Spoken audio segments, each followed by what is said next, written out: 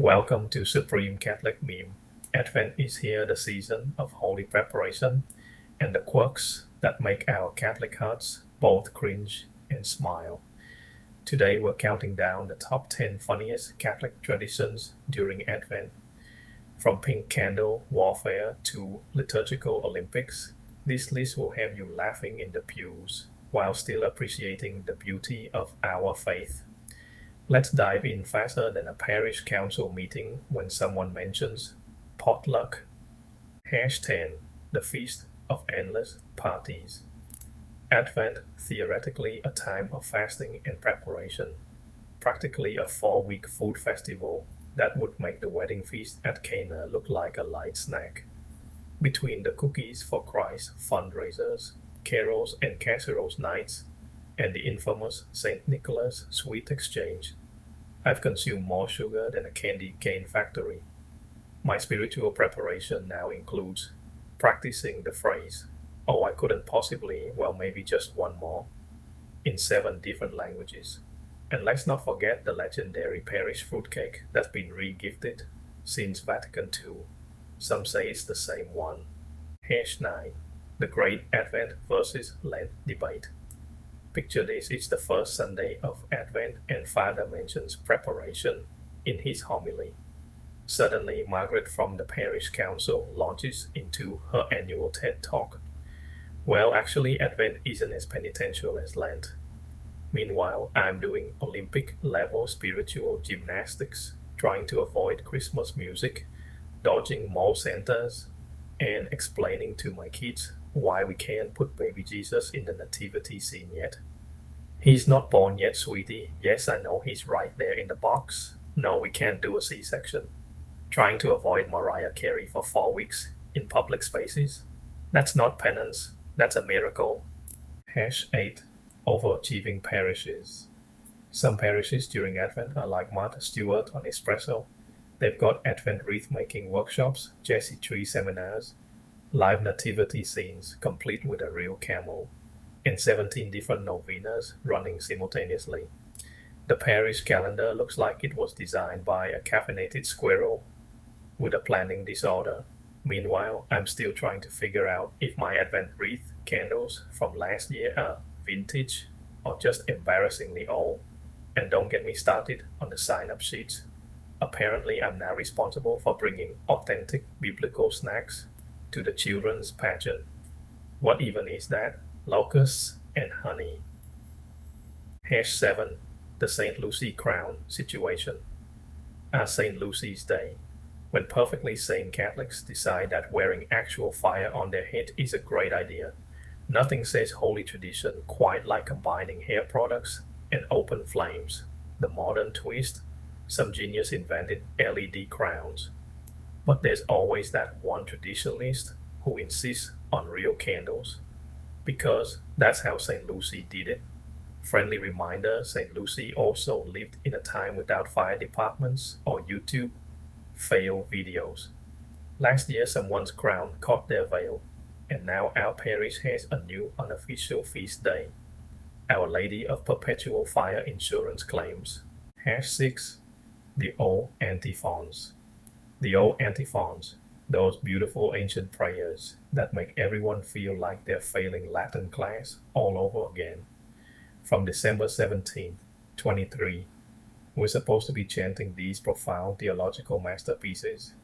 But let's be honest, most of us are just humming O come, Emmanuel, and hoping nobody notices we don't know the other 6. There's always that one seminarian who tries to teach everyone the proper Gregorian chant. But by day 3, we're all just saying "oh" with different levels of enthusiasm. Hash 5, the Jesse Tree Adventure. The Jesse Tree, a beautiful tradition that quickly becomes a spiritual scavenger hunt. It starts with the best intentions, handcrafted symbols, daily readings, meaningful discussions. By December 8th, you're hot gluing random objects to popsicle sticks and trying to convince your family that a paperclip totally represents King David. The dog has eaten Moses' staff someone colored over Abraham with a Sharpie. And is that a Lego figure standing in for Isaiah? But hey, at least we're trying. Even if our Jesse tree looks more like Charlie Brown's Christmas tree had a midlife crisis. Hash 4 Advent Wreath Wars. The Advent wreath has become the Catholic version of Extreme Makeover Home Edition.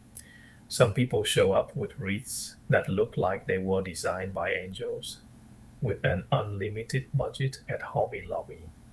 Meanwhile, my wreath is doing its best impression of a circular object with what might be candles, or possibly very tired birthday candles, I found in the back of a drawer. And can we talk about candle logistics? 3 purple, 1 pink. It sounds simple until you're at the store on December 1st, finding another mom for the last pink candle in a 3-state radius. Sorry, Susan, but my need is greater than yours. Hash 3 The Bambinelli Blessing Bonanza. Picture this, the third Sunday of Advent, and everyone's bringing their baby Jesus figures to be blessed. It's like a divine show and tell that quickly turns into a size competition. You've got everything from precious tiny figurines to what appears to be a life-size newborn made of solid marble. Last year, someone needed a hand truck to bring in their Bambinelli. Fathers trying to bless them all while playing a real-life game of Spot the Jesus, because someone definitely brought a Ken doll in swaddling clothes. And there's always that one person who forgot their baby Jesus at home, and is desperately trying to pass off a wrapped butter stick as minimalist sacred art. Hash 2 The Pink Candle Crisis, Gaudete Sunday. Welcome to Gaudete Sunday, or as I like to call it, the great pink candle panic of every single year. It's the Sunday when suddenly every Catholic realizes they forgot to buy that one pink candle, leading to a Saturday night scramble that makes Black Friday look civilized. The struggle is real. Is it rose or pink, salmon or coral? That awkward moment when Father lights what turns out to be a strawberry scented candle because that's all the store had left. Pro tip, if you're desperate, a white candle and your daughter's pink nail polish can work miracles. Just don't tell the liturgy committee. Hash 1 The Advent Police Force. Introducing the most zealous unofficial ministry in the church, the Advent Police. These are the folks who've made it their personal mission to protect the sanctity of Advent from premature Christmas joy. They can spot a Christmas decoration at 50 paces and will remind you loudly that it's still Advent, while giving you the kind of look usually reserved for people who clap at the wrong time during Mass. They patrol social media like liturgical superheroes. Is that a Christmas tree in your November 30th post? Heaven help you if they catch you humming Deck the Halls before December 24th. That's a rosary of penance right there. And don't even think about eating a Christmas cookie before Gaudete Sunday. They can smell the guilt. Conclusion, and there you have it, the top 10 funniest Catholic traditions during Advent. While we might chuckle at our quirks and foibles, these traditions, and our sometimes hilarious attempts to follow them, are part of what makes our faith so richly human and divine.